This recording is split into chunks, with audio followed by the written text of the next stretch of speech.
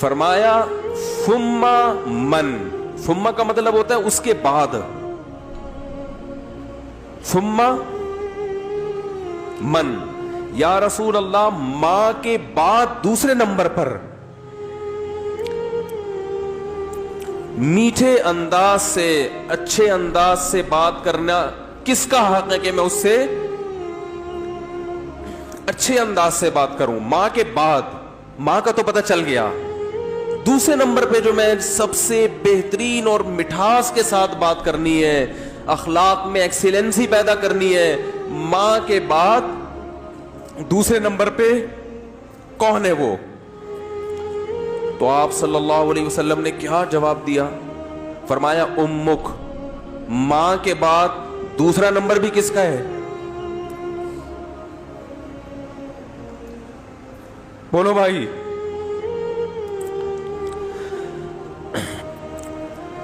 صحابی نے پھر پوچھا یا رسول اللہ ثم من، دیکھو صحابی کا انداز بھی کیا ہے، وہ چونکہ ان کو یہ تھا کہ مجھے ماں کے علاوہ اب چاہیے کہ کون ہے، اور نبی نے دوبارہ کس کا نام لے لیا؟ ماں کا، لہذا صحابی نے پھر اپنے سوال کو ریپیٹ کیا، کیونکہ وہ یہ سمجھتے تھے کہ مجھے میرے سوال کا جواب نہیں ملا۔ تو انہوں نے تیسری دفعہ پوچھا یا رسول اللہ ثم من،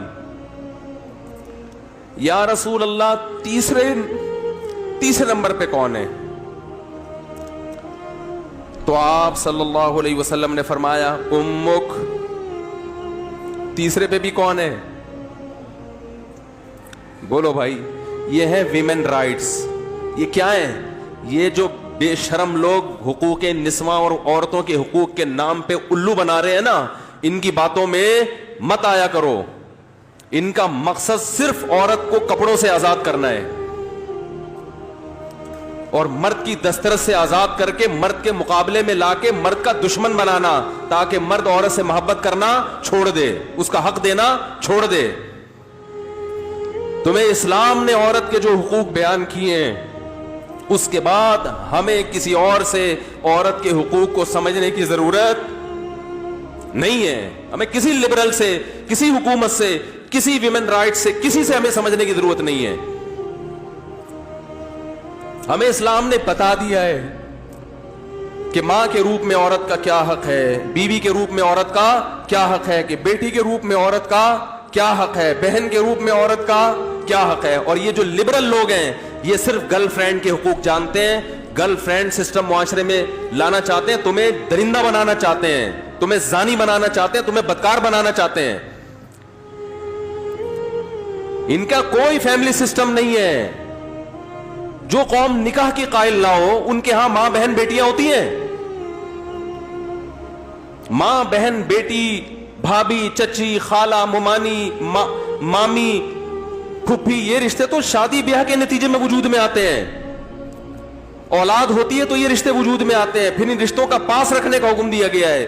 جن قوموں میں ہر رشتے ہی نہیں ہے، تم ان سے سیکھ رہے ہو کہ عورت کے حقوق ہمیں بتاؤ۔ تو آپ صلی اللہ علیہ وسلم نے کیا فرمایا؟ تیسرے نمبر پہ کس کا حق ہے؟ بولو بھائی، ماں کا۔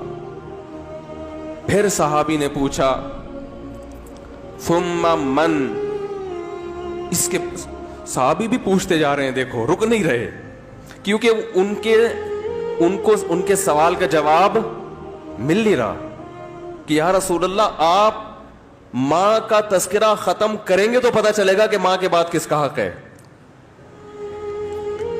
تو آپ صلی اللہ علیہ وسلم نے ارشاد فرمایا